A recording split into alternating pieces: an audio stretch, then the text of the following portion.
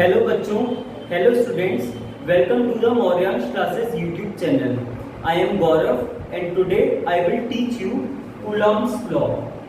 हमने last video में discuss करा था प्रॉपर्टीज ऑफ चार्जेस के बारे में, जिसमें हमने चार्ज की एक इम्पॉर्टेंट प्रॉपर्टी पढ़ी थी कि like charges repel each other and unlike charges attract each other. हमने क्या पढ़ा था, अगर दो लाइक चार्जेस है मतलब एक जैसे चार्जेस है, चाहे वो चार्ज पॉजिटिव पॉजिटिव हो या निगेटिव निगेटिव हो, इनके बीच में एक फोर्स ऑफ रिपल्शन लगेगा। ये आपस में क्या करेंगे, रिपेल करेंगे। अगर हमारे पास दो अनलाइक चार्जेस हैं यानी अपोजिट चार्जेस हैं, सपोज एक पॉजिटिव है एक निगेटिव है या एक निगेटिव है एक पॉजिटिव है, इनके बीच में एक फोर्स ऑफ अट्रैक्शन लगेगा। इनके बीच में एक फोर्स ऑफ अट्रैक्शन लगेगा। अब सवाल उठता है कि ये फोर्स ऑफ रिपल्शन या फिर ये फोर्स ऑफ अट्रैक्शन, इसका अमाउंट क्या होगा। इस सवाल का जवाब हमें दिया 1785 में एक मशहूर फिजिसिस्ट कूलॉम ने। तो आइए देखते हैं कूलॉम साहब क्या कहते हैं। अकॉर्डिंग टू कूलॉम्स लॉ, अगर दो चार्जेस हैं, ये एक चार्ज Q1 है, इससे r डिस्टेंस पे एक चार्ज Q2 रखा है, भले ही चार्जेस का मैग्नीट्यूड कुछ भी हो, तो according to Coulomb's law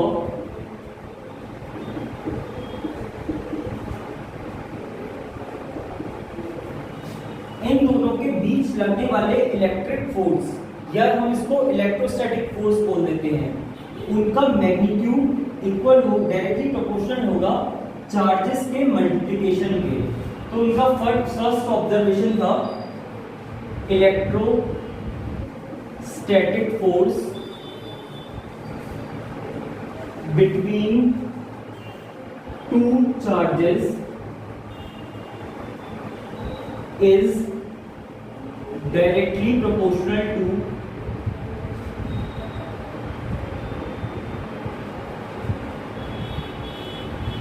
multiplication of two charges, multiplication of two charges।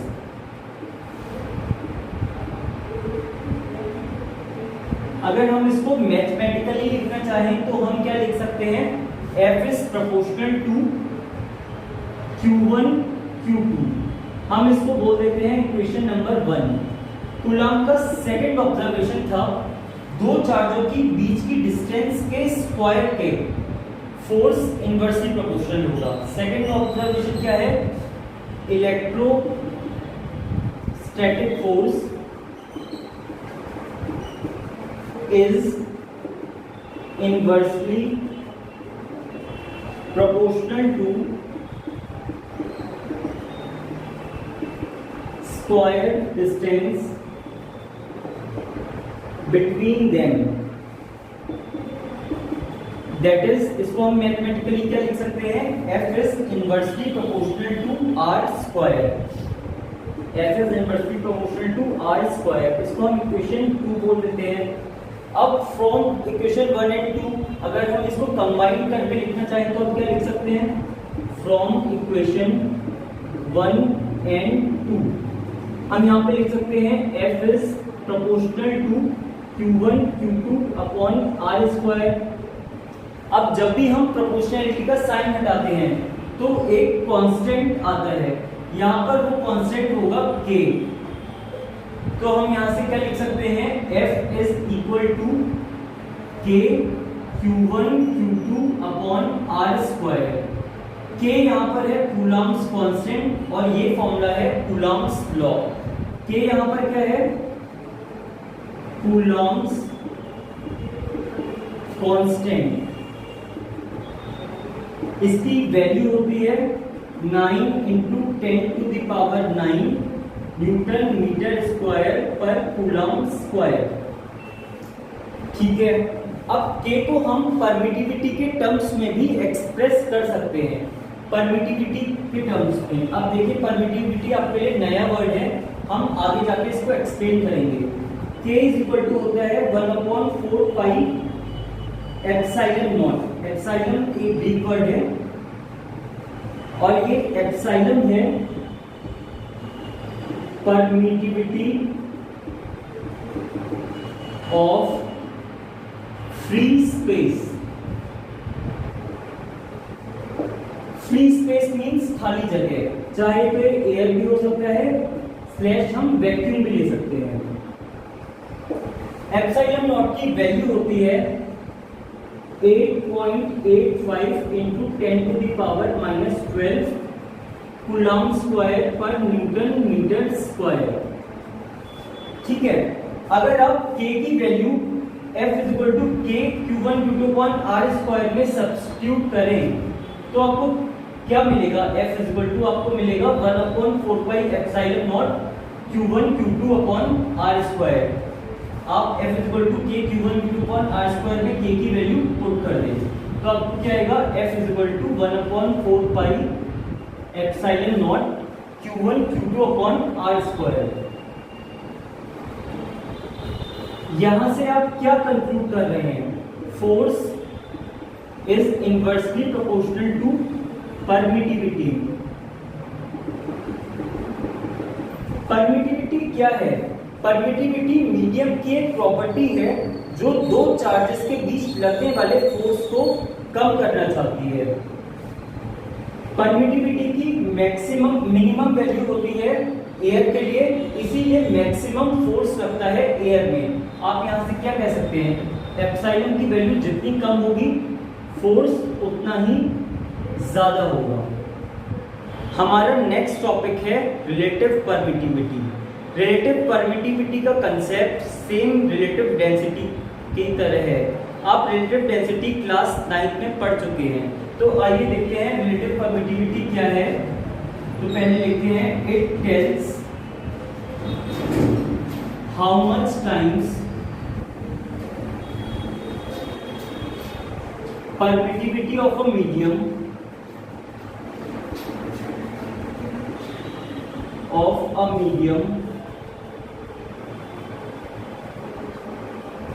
is greater than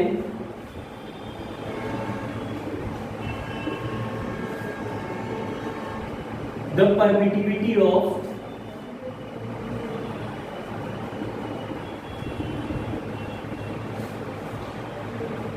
free space. Relative permittivity हमें क्या बताती है? किसी भी मीडियम की परमिटिविटी एयर की परमिटिविटी से कितना टाइम ज्यादा है। हमने एयर की परमिटिविटी सबसे कम ले रखी है और उससे हर मीडियम की परमिटिविटी ज्यादा है। अगर हम इसको मैथमेटिकली लिखना चाहें तो हम लिख सकते हैं epsilon is equal to k epsilon naught. Epsilon यहां पर है permittivity of a medium, permittivity of a medium. के यहां पर है रिलेटिव परमिटिविटी, या इसको हम एक और नाम से जानते हैं डाइलेक्ट्रिक कांस्टेंट। के यहां पर क्या है? रिलेटिव परमिटिविटी, परमिटिविटी, या फिर हम इसको ये भी बोल सकते हैं डाइलेक्ट्रिक कांस्टेंट। और एप्सिलॉन नॉट यहां पर क्या है? Permittivity of free space. Epsilon not क्या है? Permittivity of free space. For example water के लिए डाइलेक्ट्रिक कांस्टेंट k की वैल्यू होती है 80। तो k इज इक्वल टू 80 का क्या फिजिकल सिग्निफिकेंस है? इसका फिजिकल सिग्निफिकेंस है कि वाटर के लिए परमिटिविटी की वैल्यू एयर के मुकाबले 80 टाइम्स ज्यादा है। इसका एक और फिजिकल सिग्निफिकेंस है कि अगर आप दो चार्जेस वाटर में रखें और वही दो चार्जेस आप एयर में रखें तो एयर में जो चार्ज रखे हैं उनमें 80 टाइम्स ज्यादा इलेक्ट्रोस्टैटिक फोर्स लगेगा। तो इसका फिजिकल सिग्निफिकेंस क्या है? F water is equal to F air upon 80। अब हम देखते हैं Coulomb's law in vector form. हम सबको पता है कि फोर्स एक वेक्टर क्वांटिटी है, तो आइए हम कोशिश करते हैं इसको वेक्टर फॉर्म में लिखने की। अभी हमने F का फॉर्मूला निकाला है, F equal to K Q1 Q2 upon R square. अब हम इसको वेक्टर फॉर्म में लिखना चाह रहे हैं, तो देखिए मान लीजिए Q1 एक चार्ज है, वो R1 पोजीशन वेक्टर पे रखा हुआ है। Q2 दूसरा चार्ज है, वो R2 पोजीशन वेक्टर पे रखा हुआ है। तो हमें F वेक्टर निकालना है। तो अगर आपको किसी भी फिजिकल क्वांटिटी को वेक्टर फॉर्म में चेंज करना होता है, तो आप क्या करते हैं, आप उसकी यूनिट वेक्टर से मल्टीप्लाई करते हैं। आप उसकी यूनिट वेक्टर से मल्टीप्लाई करते हैं। यूनिट वेक्टर क्या होता है? यूनिट वेक्टर एक ऐसा वेक्टर है जिसका मैग्नीट्यूड 1 होता है, और अगर आप उसको किसी भी वेक्टर से मल्टीप्लाई करोगे तो उसमें डायरेक्शन ऐड हो जाती है। तो यूनिट वेक्टर क्या होगा? A cap is equal to A vector upon magnitude of A vector. तो अब हम इसको एफ वेक्टर को वेक्टर फॉर्म में लिखना चाह रहे हैं, तो F vector is equal to magnitude क्या है? K Q1 Q2 upon R square, ये मैग्नीट्यूड है, इनटू आर कैप। ठीक है, आर कैप आप इस फॉर्मूले से देखिए कितना होगा, F vector is equal to कितना होगा? के Q1 Q2 upon R square. यहां से आर कैप कितना होगा? R vector upon magnitude of R vector, इतना होगा। आप आर से आर स्क्वायर की मल्टीप्लाई करेंगे तो क्या आएगा? R cube. तो एफ इज इक्वल टू कितना हो गया? K Q1 Q2 upon R cube into R vector. ये आपका हो गया Coulomb's law in vector form. अगर आप स्पेसिफिकली निकालना चाहें, मींस F12 वेक्टर आप निकालना चाहें, F12 वेक्टर क्या है? फोर्स ऑन 1 ड्यू टू 2, तो कितना हो जाएगा? K Q1 Q2 upon R cube into इसके लिए पोजीशन वेक्टर क्या हो जाएगा? आर वेक्टर कितना हो जाएगा? 1 और 2 के लिए R1 vector minus R2 vector. इसी तरह से आप फोर्स ऑन 2 ड्यू टू 1 निकालेंगे तो कितना आ जाएगा? मैग्नीट्यूड इसका सेम रहेगा, तो K Q1 Q2 upon R cube, और पोजीशन वेक्टर कितना हो जाएगा? R2 vector minus R1 vector.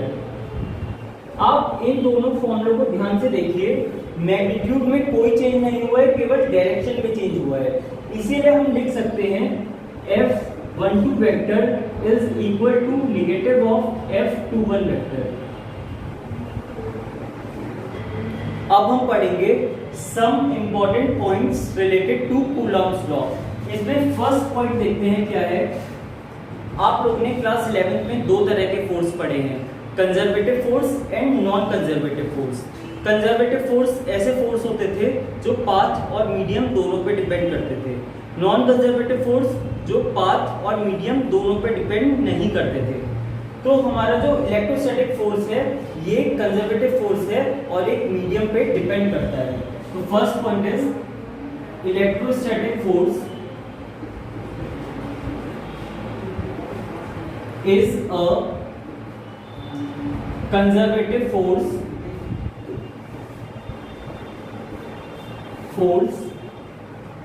and depends on medium। आप लोगों को अभी डाइलेक्ट्रिक कांस्टेंट ने बताया था कि electrostatic force medium to medium vary करता है, इसकी मैक्सिमम वैल्यू एयर के लिए होती है। Second point is electrostatic force एक सेंट्रल फोर्स है। Electrostatic force is a central force. ये कैसा फोर्स है? सेंट्रल फोर्स है। मतलब मान लीजिए एक चार्ज Q1 है और एक चार्ज ये Q2 है, इनके सेंटर को जो लाइन मिलाएगी ये फोर्स इसी लाइन के अलोंग वर्क करेगा। लाइन जॉइनिंग द सेंटर्स के अलोंग ये फोर्स एक्ट करेगा। ये हो गया सेंट्रल फोर्स।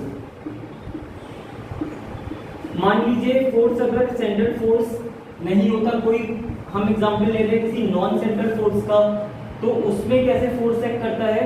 फोर्स किसी भी डायरेक्शन में एक्ट कर सकता है, जरूरी नहीं है कि ये लाइन ज्वाइनिंग द सेंटर्स के अलोंग ही एक्ट करे।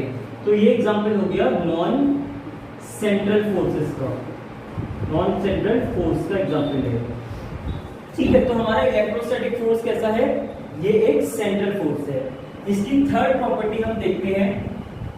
आप लोगों को पता है कि जो लाइक चार्जेस होते हैं वो रिपेल करते हैं एंड अनलाइक चार्जेस होते हैं वो अट्रैक्ट करते हैं। तो उनकी डायरेक्शन कैसे होती है हम ये देखते हैं।